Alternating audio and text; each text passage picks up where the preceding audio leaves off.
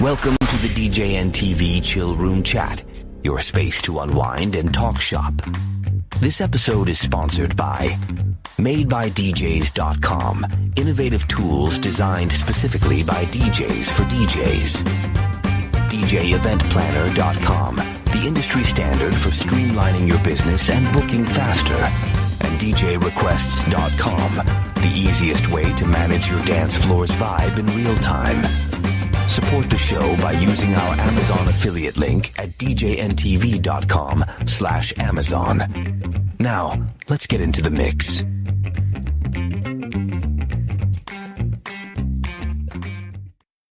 All right. Hey, everybody. Welcome to DJNTV. We are here this week with a cast of characters. We've got Buddy here from TBN Productions in the house. We've got DJ J. Brandon here in the house. DJ Damon here with us, and also DJ Tom. Myself, I'm John C. You see us on all the DJNTV shows, and today we're going to do something helpful for you. We're going to talk about when you get that client that wants to book for an event, and they're just starting out, and they're early in the process, and they haven't really thought about a place, so they don't know everything that's involved, and we're going to just go through some of the vendors you may encounter and the ways to make sure that you get a good one. So we've got a couple of topics to get into as far as how to check them out, how to do a little background. So between all of us, thank you, guests, for being here. And I guess we'll open it up with the venue being first. And what are your thoughts as to how to make sure they get a place that isn't going to be complicated for them, or someplace that suits them best? Who wants to start? Venues are tough because I think clients usually come to us with the venue. Sometimes I'll get a client that's like, hey, yeah, we've got a date and we're looking at 2 or 3 venues. You know, what are your thoughts? And I'll try not to give them my thoughts of like easy load in, not easy load in kind of thing, as much as just the ease of working with them. But I think, at least my experience for the most part, rarely do clients come to me with a venue issue beforehand. Maybe the other guys have run into that more. I don't get venues so much. It's usually the other vendors, people are looking for. Sometimes people are looking for live musicians. Sometimes people are looking for officiants if they're doing a ceremony. It could be a caterer they're looking for. It could be a number of other vendors. And one thing I always tell people when they're looking at stuff, I don't mind giving recommendations to people we worked with, and it's entirely up to them to talk to them, reach out to the vendor. But the thing is, I always tell them, make sure you read reviews. Any vendor you look at, even when I talk to clients at like a wedding show, if they're not going to hire me, they're going to hire another DJ down the street. I tell them, look at reviews, read reviews, do a Google search for them. Do they have a website? Do they have, do they have social media presence? Do they have reviews anywhere? Read this stuff for any vendor they're looking at, because it kind of gives a window into that world. They have like 1 or 2 bad reviews. Okay, what did the review, what was the rebuttal, and so forth. But if they have multiple bad reviews on something, they're always late, or always this, or always that. Doesn't matter, photographer, videographer, DJ, caterer. Those are important things for an event. So it doesn't matter if it's a quinceanera, it doesn't matter if it's a birthday party or a wedding. You want to make sure whoever the vendors you're working with as a professional, they're on par with you. And also reaching out to them, I feel, is another important thing, to the other vendors, and talking to them and saying, hey, I'm the DJ at this event. How can I support you? How can I help you? Because the fact that the easier you make their lives and the more they're relying upon you, the more you have that good relationship and partnership with them at the event. And that is, a couple things I would say. Make sure you tell clients to do their homework. Just read, Google, and they can use AI, whatever they want to do, and research those vendors. Let me hop in quick, but I'll let the two of you go. I think a lot of it is the transparency of the venues. You can find out a lot about the specific venue from online reviews. We have a place in Massachusetts here down in Situate. It's we won't name them specifically, but their events have to end at 10 o'clock. and they've got neighbors that are notoriously on the phone to law enforcement from about 8 o'clock during the course of your party if you're above any kind of volume. Venue will never talk about that. And it isn't until you get there, it's, and they'll tell the DJs or whatever, you got to turn it down. You got to turn it down. And they're on you all night about that. And then the client isn't aware of that, and they don't know because they weren't told when they booked the place that there's going to be some unspoken noise restrictions, and they're, very, very well known. They're documented. There's been many, many reviews, but if you didn't go in and see the reviews, you wouldn't know that the owner kept coming to us and telling us to turn it down all night. A similar situation, a client that I'm doing for in October booked a place, and at no point in time did they tell them that the in-house DJ has to use the built-in sound system. Never came up. It's whatever speakers are under the tent for the outside. It's a hard end at a certain time, but no subs, no outside speakers. You got to use what's there, and there's a decibel meter watching you all night. And again, that never came up, and I turned the client onto that because it's one of the places that 617 regularly plays, and we know about that because our guys have been there 30, 40 times over the last couple of years. They don't necessarily get into it with the client into that level of detail. Like, isn't the place beautiful? Isn't the layout wonderful? Won't the pictures look great? But it's a sin of omission when they don't tell the entire truth, because I had done a party for this client. It was a bumping birthday party, and they're like, we're hoping that the wedding's going to be the same way. And I'm like, it's probably not going to be, because we can't turn it up to the level that we did at your house.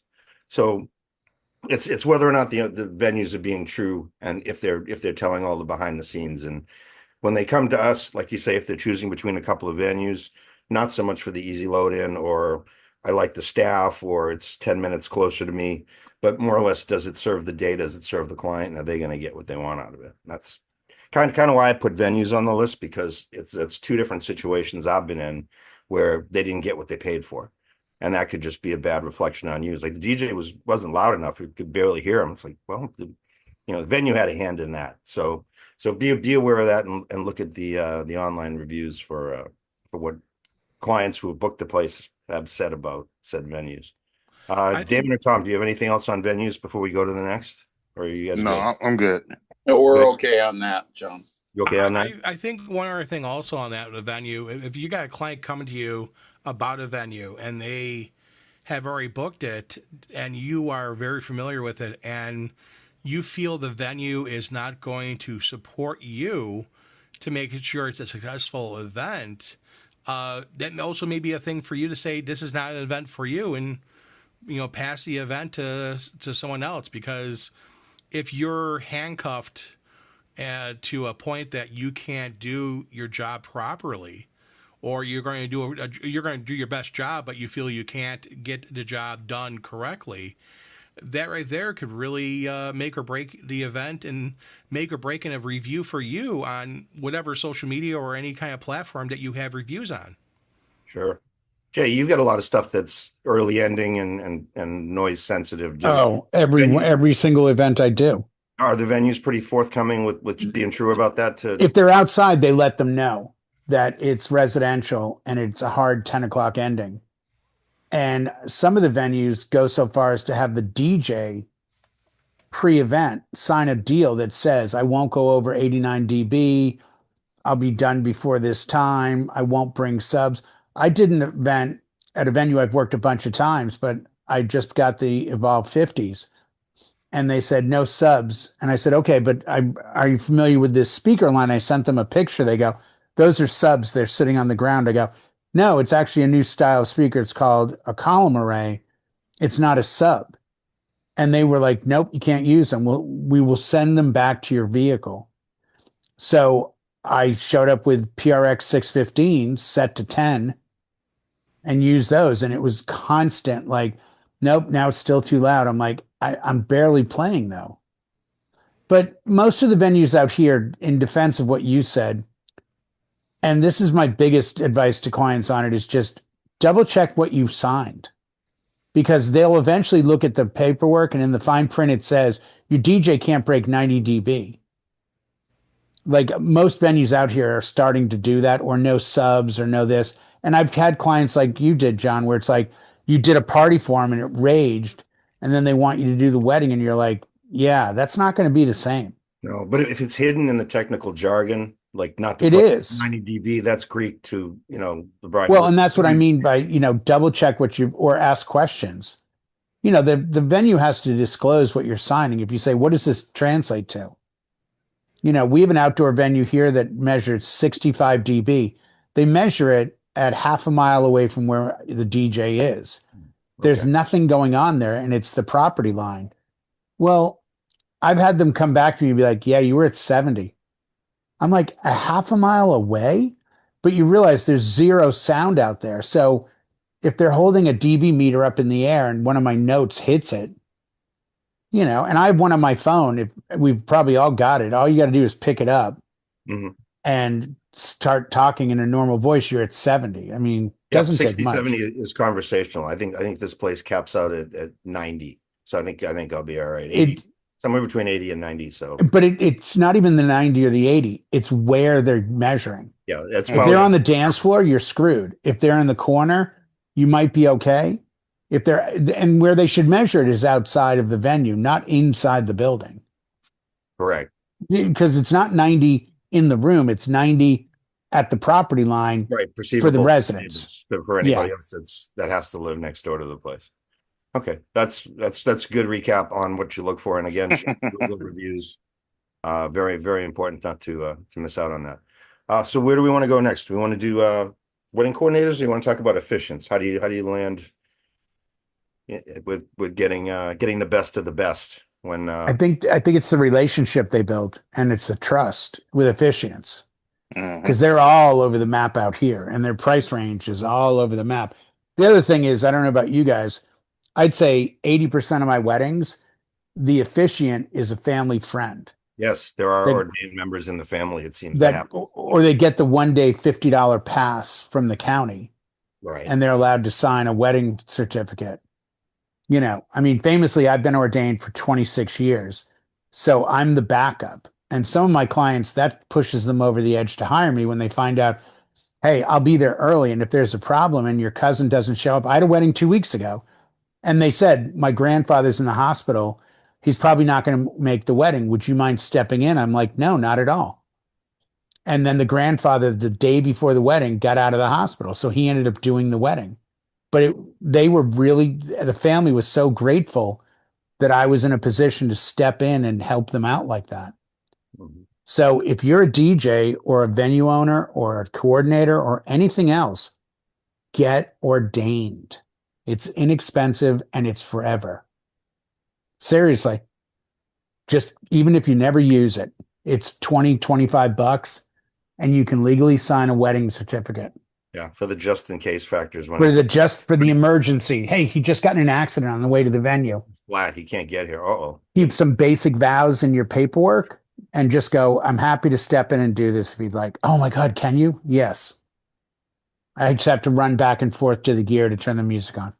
Now, as a DJ getting called, rarely do I get asked for recommendations for an officiant or a coordinator. Normally they have a coordinator, whether Yeah. it's provided with the hall or it's, unless it's part of the DJ team, like in Buddy's situation, where you have someone that can be an active working coordinator that's with you, that's part of your squad.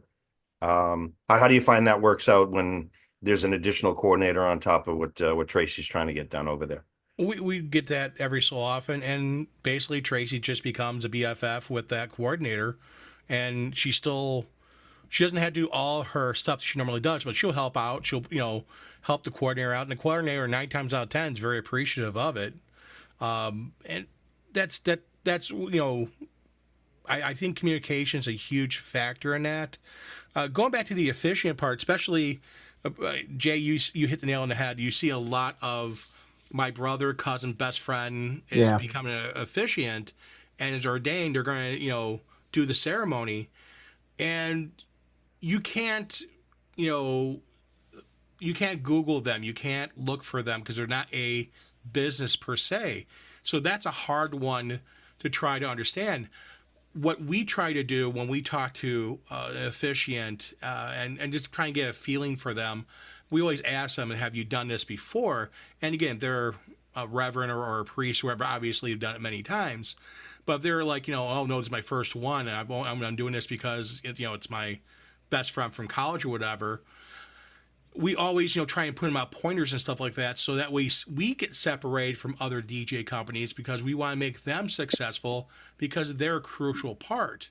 And I really feel as a DJ, and if you're DJing weddings and you're doing ceremonies, and someone comes up to you, they have not DJ'd an event before, you should be giving them best practices and stuff for them to understand that, hey, this is going to make you shine, make you look better. It's going to help you be the officiant that you can be. And it's always really, really cool to do that. But yeah, the factor of not knowing, and this person is, again, brother, mother, father, sister, cousin, whatever the case may be, to the couple, really is a big factor. Right. And if they've been rehearsing in front of a mirror and they've never spoken in a microphone in their life, and you say, maybe we need to take a couple of minutes just so that everyone can hear you, and for the betterment of the day, and to keep everything on the rails so that it doesn't. I think just like all vendors, I tell brides and grooms, please give my email to your photo, video, and your officiant, because it's an opportunity for me to change the dynamics of two lavalier mics outside and explain to the officiant, this is going to be so much better if you hold a mic. And then when the vows come, you put it in front of the groom and say, I, John, take you, Sally, to be my lawfully wedded wife. Mm-hmm. And it makes them a little bit more, not only comfortable, but I think that some of the stress comes off. The other thing is, if you're an officiant friend, once the bride comes down the aisle and she gets up to the groom, don't forget to tell everyone to sit down. It happens every time. And I'm in the back going like this, and they're halfway through the vows. Everyone's still standing. Some people are sitting. It's like, but like Buddy said, it's a great opportunity to say, underline, please take your seats. And what's the last thing you're going to say? So I know when I'm playing the music, and then after the wedding party gets up the aisle, I'll bring the music down. Would you please say, and now if the immediate family could remain for photos, the rest of the guests are invited over to the patio area for cocktail. Have a great night. And 9 out of 10 times they go, would you mind saying that? I'm like, no, I don't mind saying that at all. I'm just giving you the opportunity first. It could be said. But I know it's going to be me running up and grabbing the mic, because if it's two lavs, I only have two mics. Mm-hmm. Then it's my opportunity to get up there and be like, ladies and gentlemen, if immediate family, please remain for photographs. The rest of the guests are invited for cocktail right up here on the patio. Have a great rest of your night. Yeah, you got to step in sometimes. I think one more thing that we always tell officiants first time around, usually a paragraph or so before they have the last, I now pronounce you, man and wife may kiss the bride, and announce the couple. We usually tell them whichever way they want to walk, start scooting themselves over to the left or right, so that way they're not in the picture when the couple kiss. They're off to the side a little bit. So those little tricks like that, when you're talking to an officiant who's never done it before, they're the ones who are commanding the room, and they're the ones who are in charge of the ceremony. So again, you want to make them shine. You want to make the couple happy. And again, they've never done this before. It's hard. It's hard a lot of times, and that's why I said officiants are a hard one. That you can't go and Google and do some research and see who they are, because unless they have a business, again, Jay's an officiant, and Jay you can Google, but it could be someone else. It could be Jay's son tomorrow that decides to be officiant and is doing his friend's wedding and never done it before, and he has no business. So it's like anything else. You just have to do due diligence and work with what you have. It's helpful to know if it's, like you say, not their first rodeo. Oh, they've done this a bunch, they should be fine. Yeah. And when you initially speaking with the client and you ask them, do you have a wedding coordinator who's in charge of the timeline? Yes, we do. Please give them my number. Can I have their name? And we'll work together to make sure that, everything that goes forward is your vision. And, it's not a bunch of different mishmash versions of what the day is supposed to be, because everyone has a different vision. There should only be one vision, and everyone should be pulling the cart in the same direction, I think. Yeah, there shouldn't be separation like that. But then the next thing it would come down to would be for DJs, basically. I mean, we don't pick the kitchen staff. I mean, they're going to choose the food. We try to work with whoever's there and try to be helpful to, not be in the way and know which way the carts are coming in and out so we don't run wires across doorways, things. But as far as being able to check out for photo and video, if they're like, do you have a recommendation? Do you have someone in mind? I've got a couple of names of people that I know work the area that have been good to work with, that have good, end result photos. They're on time. They show up dressed for the part. They're not in shorts and Vans, running around with their camera bag on their shoulder. Just things that we can help to beautify the day and say, this is what, what we can bring to the table is a higher class of vendor than someone that you just found on a Craigslist ad, to vet them a little bit, so to speak. I guess the hardest one, since we only got a few minutes left, is how do you pick a good DJ for it? What's going to set off a $500 DJ from a $2,500 DJ, and how do you explain that tactfully to someone that doesn't know the difference?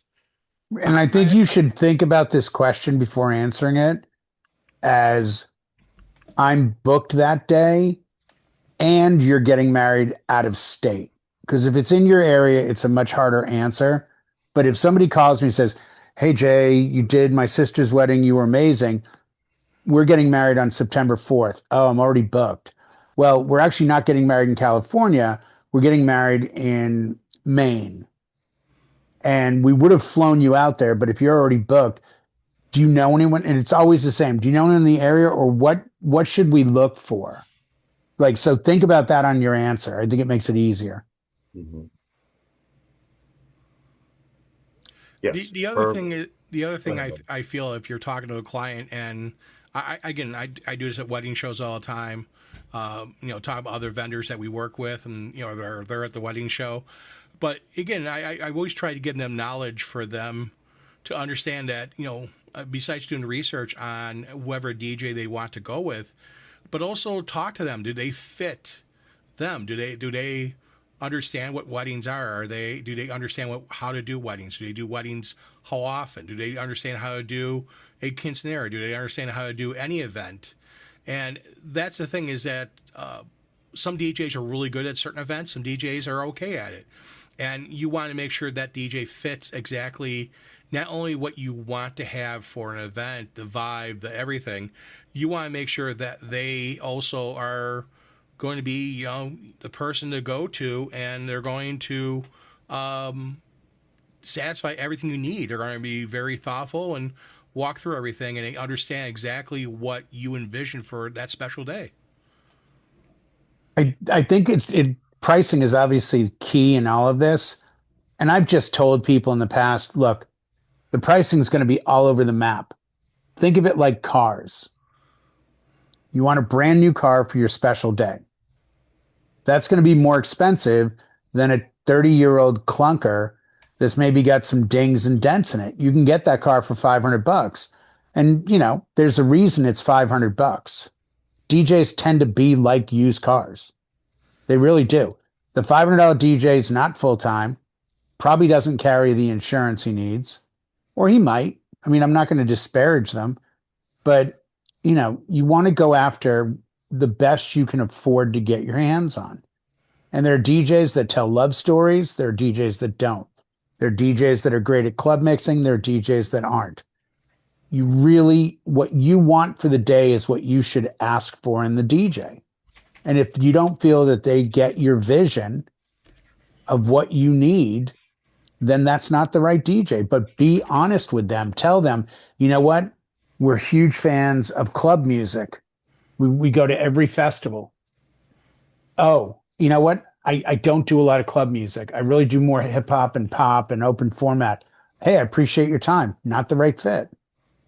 Exactly. But does the DJ listen to the client? And that's something I've advised people to notice too. Like, well, we have a certain specific list of songs that we'd like to give you, and the DJ says, don't worry, I got you. I know what to do. It's a wedding. Yeah, they're not listening. Like, you're not listening. You're not No. listening to, and you feel like you're very, or they're not hearing them. right. gentlemen, I think that was pretty awesome as far as going over some basic things. I want to thank Tom and Damon because I don't think without their support tonight, this really would have They're the gone. wingmen. Yeah, they're in the Well, wings. They're hanging out. I was trying to say something, but you guys kept talking. So, Give us, That- give us a closing thought, Damon. Then you take it for you. I think nah, you guys felt the energy. It said the same thing. What's going on up in our area here? 100%. 100%. For sure. So we thank everyone for watching. Hopefully that some of that was helpful. If you do have questions or comments, put them in the listing below. And we thank everybody for watching. We'll catch you for the next time. Thanks for being here. Good night. and just remember, next time you're out at a party and somebody hand you some Fred Flintstones, enjoy them. See you next time, folks. See you next time. And scene. So that's where we would cut it. So now, where do we stop?